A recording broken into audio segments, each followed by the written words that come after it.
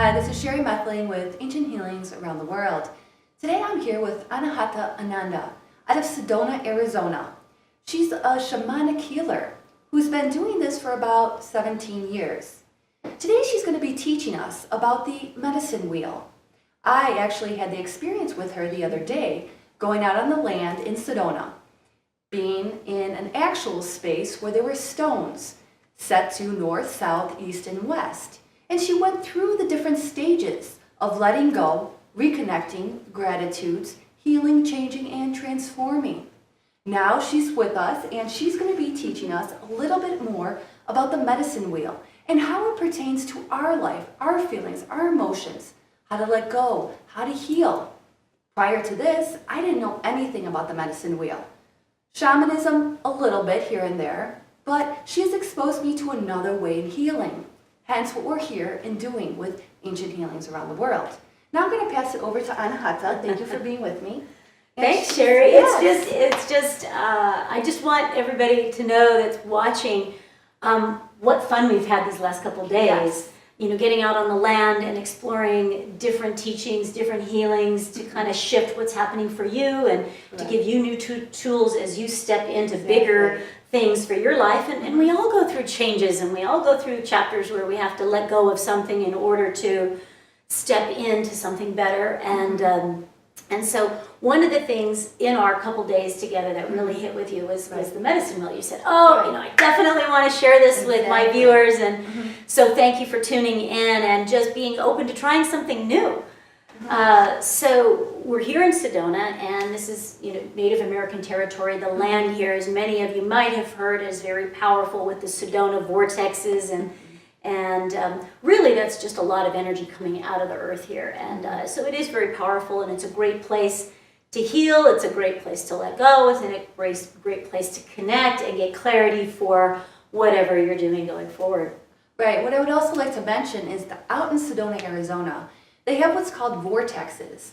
Vortexes are ultimately basically light energy that's coming down into the earth. Is Sedona, Arizona the only place where they have vortexes? No, of course not. But they have many different portals and energy fields on different hiking trails. And ultimately, it's in a lot of the spaces. And also, the earth, as she's going to mention too, the mountains, they carry different energies. The air carries different energies. Okay, so she's just going to go into more details. They also have the stupa set up right next to the medicine wheel, and she's going to talk about what a stupa is, where it originated, where it came from. All right? Cool. So go ahead. So, with the vortexes, thank you for that. Yeah. With the vortexes that we have here, which is just, energy spiraling out of the earth, and we're made of the same thing that's coming out of the earth. We're made of minerals, we're made of water, we're made of electricity. So when you put your body into the field of a vortex, it's going to start moving your energy whether you notice it or not. Right. Some people might not even notice that they're getting emotional, or they're starting to become more sensitive, or they are feeling more spiritual, or maybe there's something, a physical pain or something that wants to shift. So we went to the medicine wheel the other day. Hi, this is Anahata Ananda, shamanic healer and soul guide from Shamangelic Healing here in beautiful, breathtaking Sedona, Arizona. Welcome to my backyard, and this is the medicine wheel. So this is one of our most powerful and sacred vortexes here in Sedona, and this is a custom, a tradition, many ways to interact with it, but one of them is a tool for balance. And the West is about letting go and surrender and closing chapters and forgiveness. And the North is about replenishment and connecting to divine and meditation, contemplation, and clarity. And the East, here, new beginnings, rising sun, passion, planting seeds of intention for what you're manifesting going forward. And the South is about gratitude and celebration and the abundance and the harvest and the many blessings that we have in our life. And so this is a tool that everybody can use, a modern day tool to kind of help you find more balance in your life. So I'm looking forward to sharing more about this amazing experience and Sacred Sedona with you. In the medicine wheel, it's basically just a compass, 4 different directions. So there's stones in all 4 directions, you'll see. And there's the history of medicine wheels, there's been stone circles on every continent with many different cultures for many, many years. And so there isn't one way to experience a medicine wheel. So what are the ways in which that I'm sharing with you and that I shared with you the other day? It's just one of many variations. And a medicine wheel is meant to leave you more whole. That's really what a medicine is. It's not supposed to be a poison with 100 side effects. So when you interact with the medicine wheel, it's meant to give you lessons or the opportunity to heal or receive clarity about some part of your life. And if you think about not just a medicine wheel per se, but a compass, a north, south, east, and west, we want to be balanced in all areas of our life and our mind and our energy and our field. Okay, so that's what we're doing with the medicine wheel, is we are balancing, we are letting go, we are releasing, we are reconnecting, okay, to our higher self, okay? So with that, in this particular medicine wheel, we're going to start with the west. Because in the west is where the sun sets. In the west, we let go. And like I say, some cultures will have different things in different areas. And so this particular one that I'm sharing with you, in the west, we're going to letting go, setting sun. This is where we close chapters. This is where maybe we're finishing a relationship, or we're letting go of a substance or a pattern or a habit or a trauma that happened in the past, or we're letting go of a smaller version of ourself or an insecurity or something that's keeping us from the next authentic version of ourselves. So the animal spirit that we call upon here is actually the snake. And we call upon the snake to help us learn how to shed the skin so that we can let go of maybe a version of ourselves that fit, maybe a year ago, or a job or a relationship or a habit or a way of being that fit, but maybe doesn't fit us any longer. So we're not throwing everything out. The snake doesn't die and come back to life. And this is like, how can if I'm moving into the next authentic version of myself, the snake has to shed its skin first. So in the West, we are working with the setting sun, letting go, closing chapters, forgiveness. And this is the element, it came up for you too, the element in the West. And when we're letting go, then it's not surprising for emotion to come up. So the element in this direction is the water element. And this is about honoring that when we're closing chapters, when we're reliving something from the past, we might have emotions, sadness, grief, maybe we're letting go of a death of somebody, or a chapter in our life where there's some sadness about letting go. And it's okay. This is where we want to honor our emotions. When we've had a loss or a closure or a trauma, this is not where we want to stuff the emotions. Like if there's sadness, grief, anger, resentment, frustration, then we want to let that process. And a lot of times people shut down this part of their wheel. I don't want to feel, I don't want to cry. Many men are programmed not to feel, not to cry. Women know you're being too emotional. And so this is where we give respect and allow the medicine that sometimes a good cry or anger is what will help move the energy. And so this is the water element. And then the season that is associated with this part of the wheel is the fall.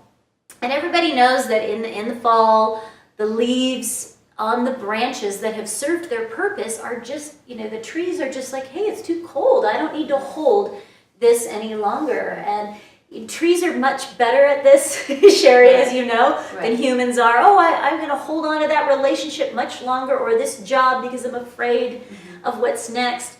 And so humans are a little more clingy than trees. And so a lot of times we hold on to things that maybe are taking our energy rather than letting them go, so that like the trees just drop the leaves, they become mulch to release your energy for new beginnings. Right. And also then that becomes mulch to give you strength and courage for the next phase of your life, the next relationship, the next job. Right. And so the whole theme in the West is letting go and honoring your emotions and not stuffing that, but also,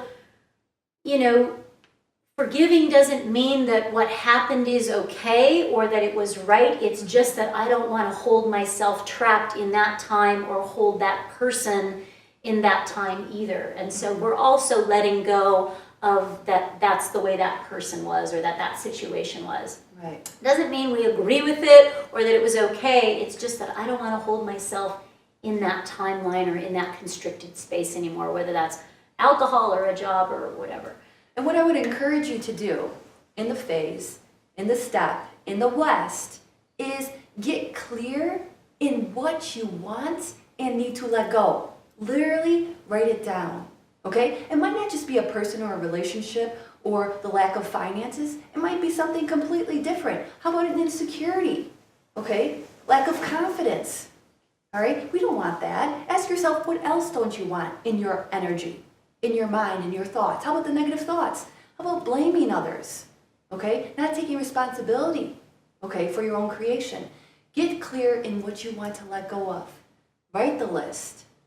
Be clear. Because if you're not clear, you're not going to be productive in moving forward into the next chapter. The universe needs to know what you want because the universe is ready to deliver whatever you want. Moving forward, from the West, we go where? So one more little piece about the West Okay. is what you're saying is very valuable because this is like weeding the garden. Before you go seeding what you do want, let's get the weeds out. What might be in the way, whether it's insecurity or wow, I keep leaning on electronics, or I'm playing the hermit, or I'm trying to control and manipulate, or I'm taking everybody's burdens on my shoulders. And so this is getting very clear about what action, what way of being, what habit, what trauma, what feeling, what emotion do I not want in my life anymore. If I don't want unhealthy relationships, well then I'm going to have to go really deep into that weed and I identify it so that I can release it. Correct. And some of those weeds might have been in there for a few decades, so it might take longer than a minute. Exactly. To kind of keep weeding that. You cut it off at the top, and then it grows back, and so it's going to take some persistence with some of those that have been in there for a long time. And basically, in the West, when you're letting go, basically you're just having an attention, right? Yeah. And then you kind of are just telling Mother Earth or something. What do you say? Yes. What Look, do you I say? don't want to Are you saying a energize prayer? this. I don't want to energize this. I I'm give ready it no to more let of it my go. energy. I release it from your energy. Yeah.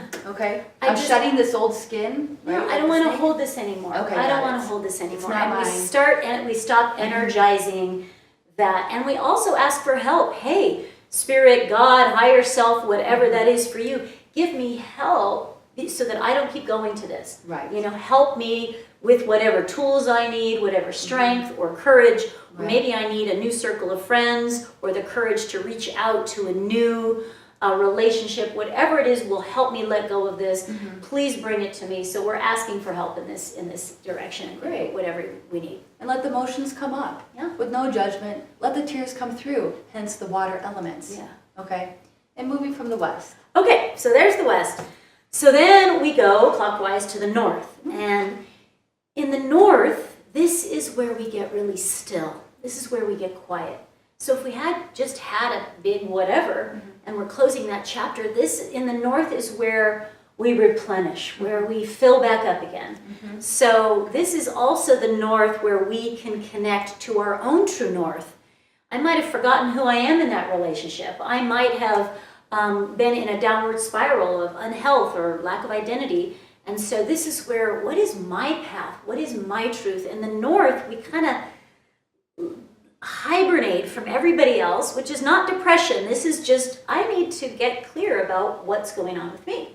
And the North is where we meditate and contemplate and integrate and write and get clear and ask for guidance. And we also fill back up again. Where do I need rest and replenishment? So here in the North, the season that comes after fall is the hibernation of wintertime. So this is where we kind of go in more, and our energy isn't out. Nature's energy, when it's hibernating, is not birthing new leaves and new branches and new fruits and flowers. It's preserving its energy, it's rebuilding things. Okay, in this last chapter, if I got a little out of balance with my health, or I need to, or I'm tired or exhausted from this business thing that I just birthed, in the winter, we replenish and we rest. So we call upon bear medicine, and the bear in this direction reminds us how hibernation and rest is not a weakness, it's intelligent. Wow, I can't always having my energy go out, so how can I come inward with my energy a little bit more? So we ask for the bear. And the other animal that we call upon here is actually the eagle, so that we can rise above the situations and see the bigger picture. Do I need to make a change? Is it time for me to grow in a different direction? How could I see myself with more divine eyes? So we use the eagle to kind of rise above situations. And in this direction, this is where we tap and access our spiritual counsel, the divine, our higher self, universal energy, whatever that is for you, that state of consciousness that is beyond and more intelligent and more expansive than the human mind. Right. And so this is where we ask our guides, our ascended masters, and perhaps loved ones that are on the other side, angels or ancestors, hey, help me out. Right. Because maybe I can't see clearly what the next two steps are. And so this is where we summon our spiritual guidance. This is contemplation, meditation, introspection, so that way, if we're weeding in the West, here we're replenishing the soil and we're getting clear from spirit or divine or creator or God, hey, what should I plant in the East? So we kind of replenish the soil here and we get clear about, what is the next divine step for me, so that I'm not just going right into action planning without knowing what is really the right direction for my soul. So that we're not just going back into the same old loop again. Right. We want clarity, and this is where we get divine guidance and fill back up, and we get ready. In the wintertime, we're getting prepared to birth again, and we need that time. A lot of people think that, okay, I had 5 minutes journaling, I'm done. And I said, go a little deeper than that, and nap a little more, and rest, and replenish, and get clear before you get moving. Exactly. So that was the north. So that's the north. Great. Now that we've weeded the garden and we've replenished and we're clear, okay, I'm planting this.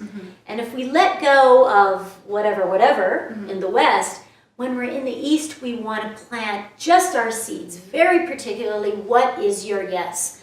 If you don't want poor health and unhealthy relationships and a job, a boss that doesn't value you, well then, what is the opposite of that? And this is where you take action. This is new beginnings in the East.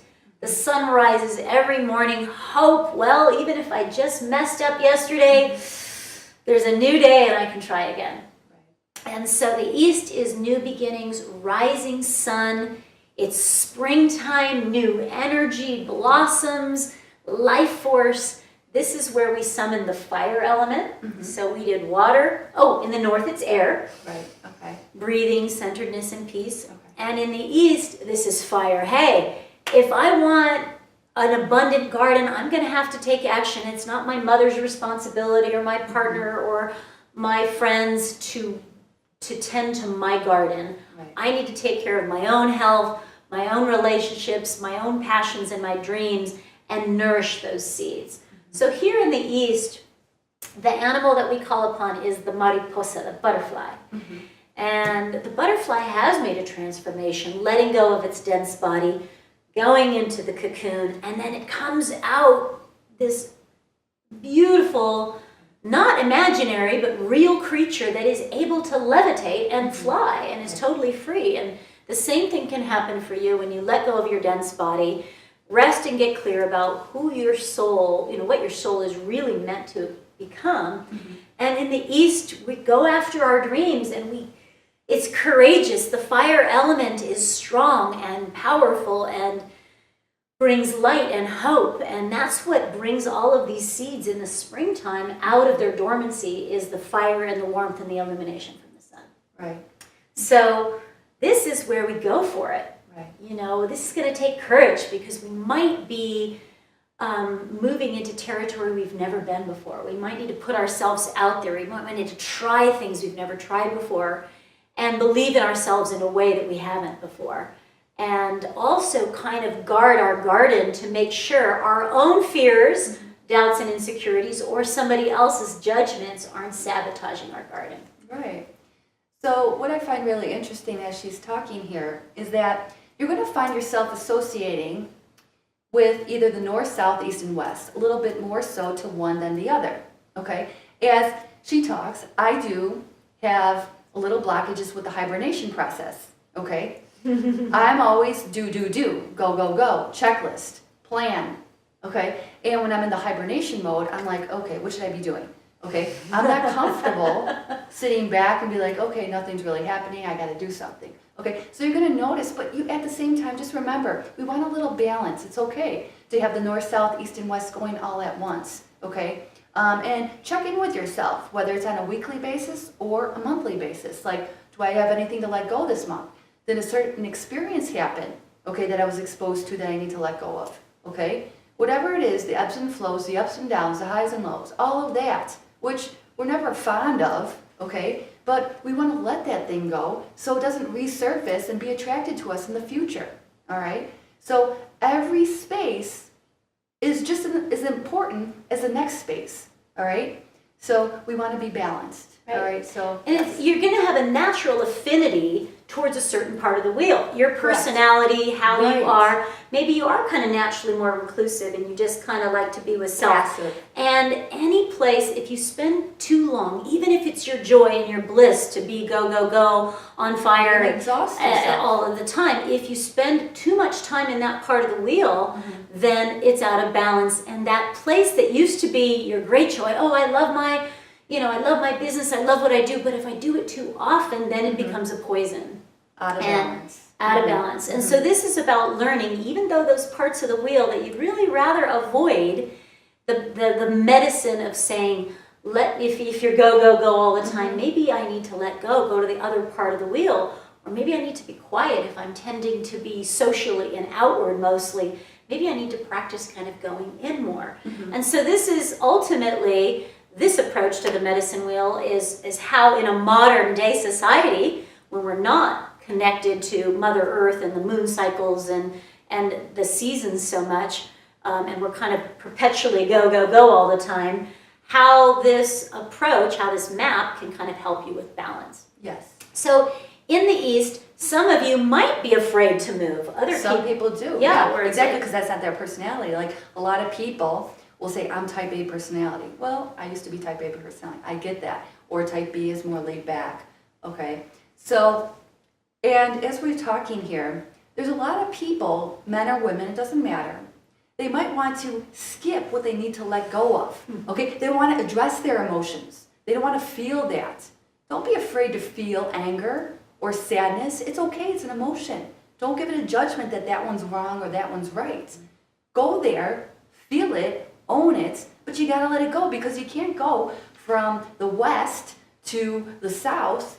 If you skip all those, you're going to be right back where you started. You're skipping these processes, and you're going to attract the same kind of relationship, the same kind of lack of financial opportunities. You have to let go of the old so you can move forward. Right. Okay. And that's that part of letting go. When we do that, then those weeds aren't in our garden to sabotage. You're like, oh, I want new love, but I haven't let go of this. You try to plant that new flower, and then it gets eaten up by the weeds like, because you didn't pull it up. Working. Understood? Okay. So the East is like, all right, what is my yes? And I'm going to need to, like the fire element, I'm going to need to take action to transmute any fears, any insecurities, and really go for it. And setting your intentions and claiming that into the space, writing it, vision board, this is my yes, spending each day, this is the vision of what I see my life manifesting like is very, very powerful because then it starts to attract those things to you.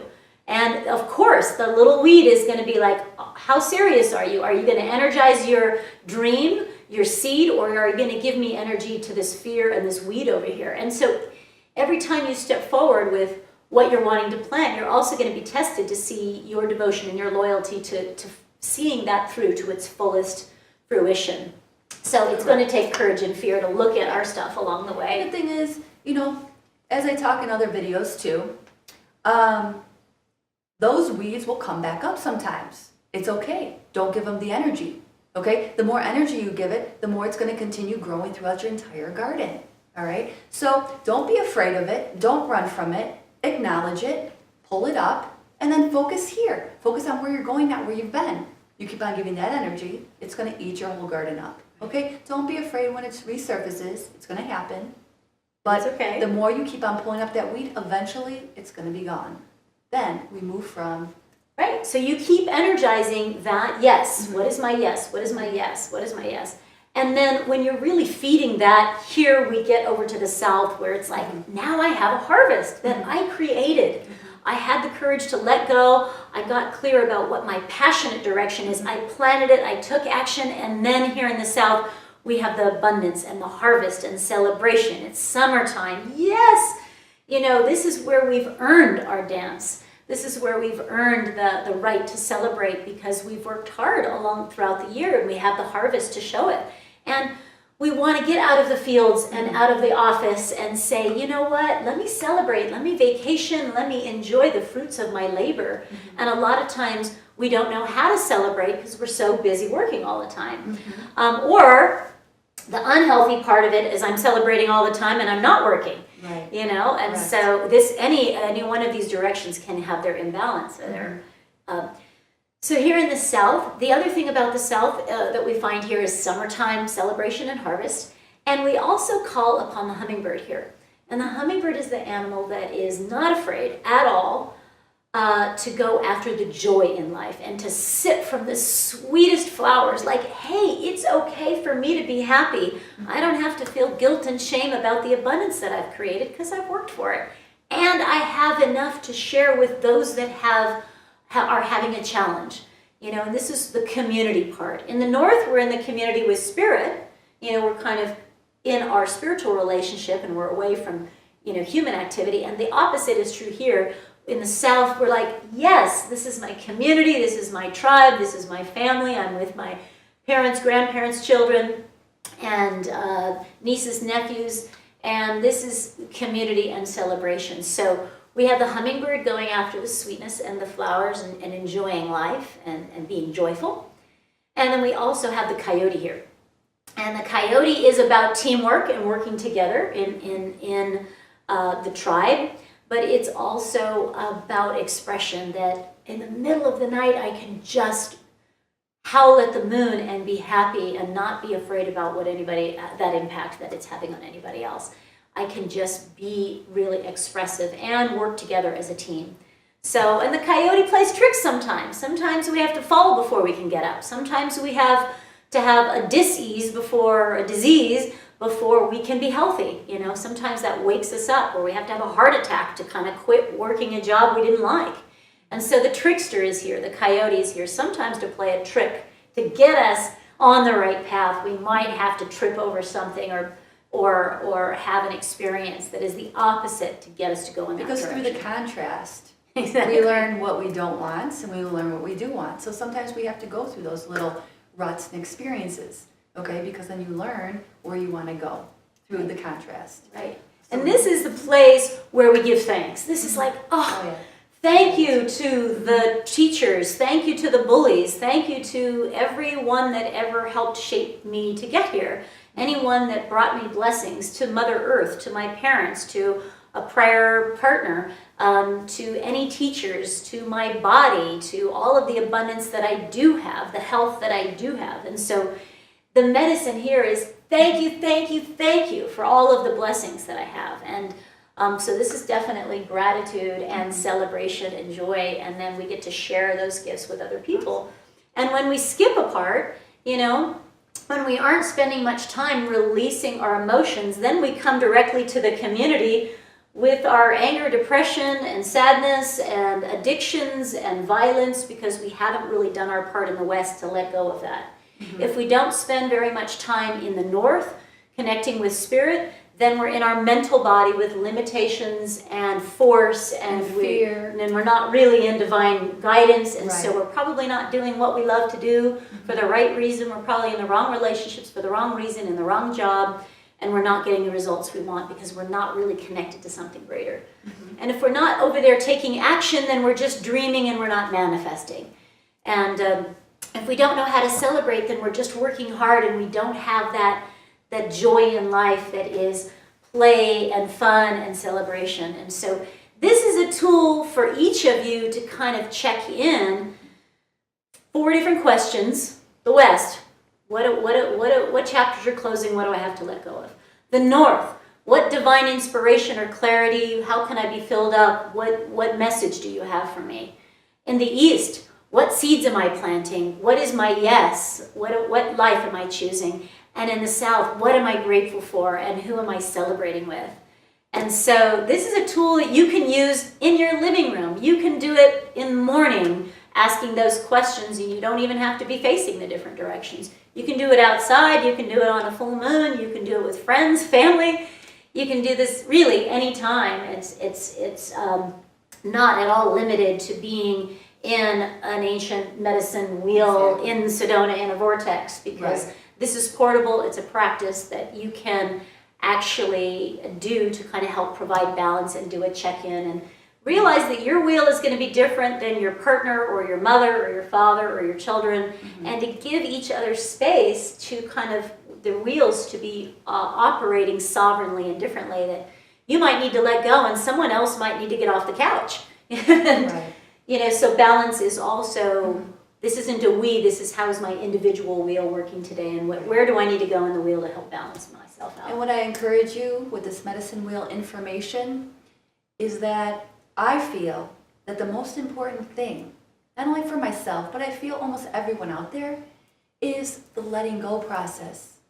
Because if we keep on carrying all that baggage, that heartbreak, that regret, that anger, that victim mode energy, however it was created, you keep on carrying that with you, you're going to carry that with the next relationship, the next job, the next person, the next friendship, the next home, the next environment, okay? The most important is addressing those feelings, addressing those experiences. Don't just jump from here to this new job, because you're going to recreate that same experience because you never let that go with that person. Go to that person, go to that energy, go to that experience, revisit it, feel it, own it, and then say, I let this go. Thank you for this experience. Thank you for this lesson to this person that you might be angry or blaming, okay? So let go. And now I'm also going to go into showing you the little chart that Anahata has created, as well as taking you in to the medicine wheel that she took me to in Sedona, Arizona, which is a beautiful space, and it's right off the mountains, and it's ultimately right next to the stupa here that was built in 2003. Yeah, they started building 2003, and a stupa is... It's a shrine to the embodiment of the Buddha. It's for all denominations. You know, it is, the local Buddhist temple went through the channels to have one built here, and there's very few stupas actually in the West. And so we're very grateful to have also next to our medicine wheel, which is kind of like more of our Native American church, in essence, right next to that is also the stupa, which is, it is a space for healing. It is a space to be in the presence of enlightenment and compassion.